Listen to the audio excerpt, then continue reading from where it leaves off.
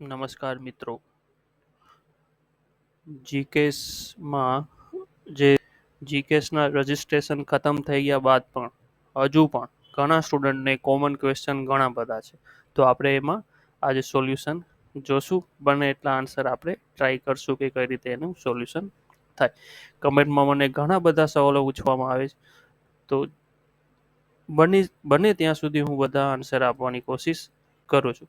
હવે બધા આન્સર તો હું નહીં આપી શકું, મેં રિપ્લે ઓલરેડી કરેલ છે, બટ એમાં પણ ઘણા કોમન જે ક્વેશ્ચન છે એને આપણે રિપીટ કરીશું. સૌથી પહેલો ક્વેશ્ચન તો એવો કે સર, પાસપોર્ટ સાઇઝનો ફોટો દેખાતો નથી, સિગ્નેચર દેખાતી નથી. તો ડોન્ટ વરી, તમારો ફોટો એપ્લિકેશનમાં દેખાતો નથી, તમે જે પીડીએફ બનાવો છો એનામાં કંઈ ફેર નહીં પડે, કેમ કે તમારી બધી ડિટેલ એક ફોટાથી લઈ અને તમારા બધા ડોક્યુમેન્ટ બધા કોલેજને પહોંચી ગયા છે.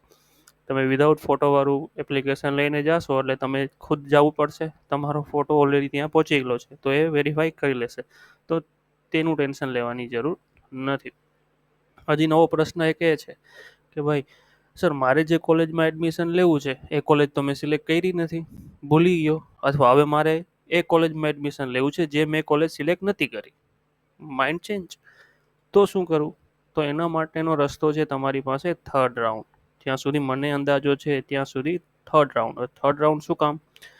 હવે તમે આ પ્રેસ નોટ વાંચો, એક ગુજરાત બોર્ડની જે 12થની એક્ઝામ, હવે જે પૂરક એક્ઝામ એક બે વિષયમાં જે ફેલ થયા હશે એની એક્ઝામ 24 જૂનથી સ્ટાર્ટ થશે અને 7 જુલાઈ સુધી ચાલશે. તો મને લાગે છે 6 જુલાઈ બાદ રિઝલ્ટ એનું આવશે. એનું રિઝલ્ટ આવશે તો આ પોર્ટલ ફરીથી ઓપન થશે. જે 12th વાળા જે પાસ થઈ ગયા હશે એને ક્યાંક ને ક્યાંક કોઈ કોલેજમાં તો એડમિશન લેશે, તો ત્યારે તમને હજી એક ચાન્સ મળશે કોલેજને એડ કરવાનો. અથવા એવું બને કે સેકન્ડ રાઉન્ડમાં પણ તમને ચાન્સ મળે કોલેજને ચેન્જ કરવાનો, કેમ કે હજી સુધી કોઈ ખાતરી નથી ને કોઈ એવો લેટર નથી કે કોઈ એવું નોટિફિકેશન નથી કે ખબર પડે કે તમે નવી કોલેજ એડ કરી શકશો ફર્સ્ટ રાઉન્ડ બાદ. બટ થર્ડ રાઉન્ડમાં તો ચોક્કસ કરી શકશો, એ તો ફાઇનલ છે. કેમ કે 12માનું રિઝલ્ટ ફરીથી આવશે પૂરક પરીક્ષાનું, ત્યારે જે સાવ રહી ગયા છે એવા પણ હજુ ઘણા વિદ્યાર્થીઓ છે જેને જીસીએસમાં અકાઉન્ટ બનાવેલ જ નથી. તે વિદ્યાર્થીઓ માટે રાઉન્ડ 3 એ ખૂબ જ ઇમ્પોર્ટન્ટ છે. 12થનું રિઝલ્ટ આવે પૂરક પરીક્ષાનું, ત્યારે અકાઉન્ટ બનાવી લેજો. અત્યારે અકાઉન્ટ નથી બનતું, જે તે ગમે બીજામાં અકાઉન્ટ ન બનાવી લેતા, જીસીએસના પીજી અથવા યુજી એક્સટર્નલમાં, કેમ કે એ બીજા માટે છે, રેગ્યુલર કોર્સ માટે નથી. અત્યારે અકાઉન્ટ બને છે બટ એ એક્સટર્નલ માટે બને છે, રેગ્યુલર માટે નહીં. ઓકે, તો નેક્સ્ટ બીજું કે ભાઈ ફોર્મ ભરી દીધું, કોલેજ સિલેક્ટ કરી દીધી, હવે શું કરવાનું? તો હવે તમારે નેક્સ્ટ વાટ જોવાની છે 12 જૂનની. શું કામ 12 જૂનની? તો કે 12 જૂને તમને તમારા પોર્ટલ ઉપર એક પ્રોવિઝનલ એડમિશન લિસ્ટ જોવા મળશે તમારા પોર્ટલમાં. હવે એક ઓફર લેટર, જ્યાં અહીં ઓફર લખેલું આવે છે, એ ફોટો નથી, જ્યાં સબમિશન છે એની બાજુમાં તમે જોશો તો ત્યાં એક ઓફર સેક્શન છે, ત્યાં તમને ક્લિક કરશો એટલે તમને ઓફર જોવા મળશે. ત્યાં આખી કોલેજની લિસ્ટ તમે જોઈ શકશો.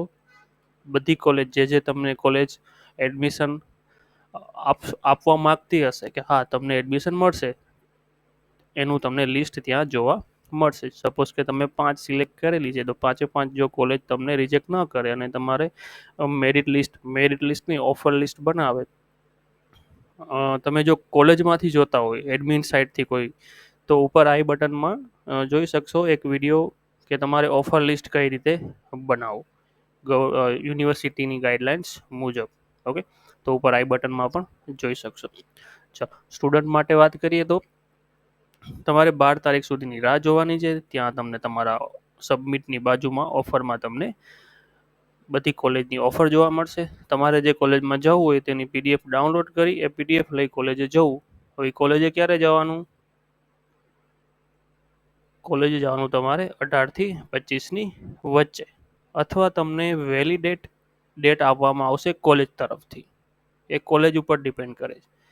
તો આ 13 થી 18 આટલા જે દિવસોનો ગેપ છે એમાં શું? હવે 12 તારીખે એક પ્રોવિઝનલ લિસ્ટ તમને જોવા મળશે તમારા પોર્ટલ ઉપર કે તમારે કઈ કઈ કોલેજમાં તમને એડમિશન મળી શકે છે 12 અને તે તમે એ પ્રોવિઝનલ લિસ્ટ જોવો છો અને તમને એવું થાય છે કે ના ભાઈ આ કોલેજમાં તો મને એડમિશન મળવું જોઈએ, મારો નંબર કેમ લાસ્ટમાં આવ્યો, કેમ આ કોલેજે મને રિજેક્ટ કર્યું, કેમ આ કોલેજે મારો એપ્લિકેશન ના જોઈ, શું થયું? તો એના માટે તમે ગ્રીવાન્સ એક જનરેટ કરી શકશો યુનિવર્સિટી અથવા કોલેજ માટે. એ કોલેજ એક ગ્રીવાન્સનું સોલ્યુશન આપશે તમને 14 થી લઈ અને 17 તારીખ સુધીની વચમાં. હવે એ શું કામ ખબર પડે તો કે આ જે પીડીએફ છે એ સ્ટુડન્ટ માટે છે, વિદ્યાર્થીઓને અનુસરવાના પગલાં. સેમ એ જ રીતે કોલેજને પણ આપેલું છે. કોલેજને 4 થી 11 સુધીની અંદર એક પ્રિપેરેશન કરવાનું છે અને રાતે મતલબ 11 તારીખે જ આઈ થિંક 11 તારીખે જ પ્રોવિઝનલ લિસ્ટ અપલોડ કરવાનું છે, તો જ તમે 12 અને 13 તારીખે એ પ્રોવિઝનલ લિસ્ટ જોઈ શકશો. પછી 14 થી લઈ 15 સુધી ગ્રીવાન્સ જે આવે તે સોલ્યુશન કરશે કોલેજ અને તમે 18 થી 25 સુધીમાં કોલેજમાં રિપોર્ટિંગ કરી જે તે કોલેજની ફી ભરી 18 થી 25 વચ્ચે જે તે કોલેજની ફી ભરી જે તે કોલેજમાં જઈ અને તમે કન્ફર્મ કરી શકશો. એકવાર કન્ફર્મ થઈ ગયું પછી બીજી રિમાઇનિંગ કોલેજ છે એ બધીમાં તમારું એડમિશન વેલિડ રહેશે નહીં. હા, એવું સ્ટેપ આવશે ઇન ફ્યુચરમાં કે તમારે એડમિશન કેન્સલ કરવું છે, કેન્સલ કરી નવી કોલેજમાં જવું છે, એના માટેનું સ્ટેપ 3rd રાઉન્ડ પછી આવવાની શક્યતા છે, અત્યારે નથી. જો તમને ફર્સ્ટ રાઉન્ડની અંદર તમારી મનપસંદ કોલેજમાંથી ઓફર નથી આવતો તો તમારે 3rd રાઉન્ડ સુધીની રાહ જોવી પડશે. અને જો 3rd રાઉન્ડમાં પણ નથી આવતો તો હજી સુધી કોઈ એવી ગાઈડન્સ નથી કે મેનેજમેન્ટ કોટા જેવું કોલેજ માટે અત્યારે કંઈ નથી કે તમે ડાયરેક્ટ એડમિશન મેળવી શકો.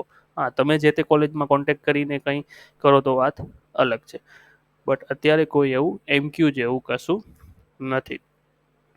તો મેઇન સવાલ એ જ હતો બધા સ્ટુડન્ટનો કે જેને કોલેજ સિલેક્ટ કરી જ નથી અથવા અકાઉન્ટ બનાવેલું જ નથી, તો અકાઉન્ટ નથી બનાવેલું એને એટલીસ્ટ 7 જુલાઈ સુધીની તો રાહ જોવાની જ છે.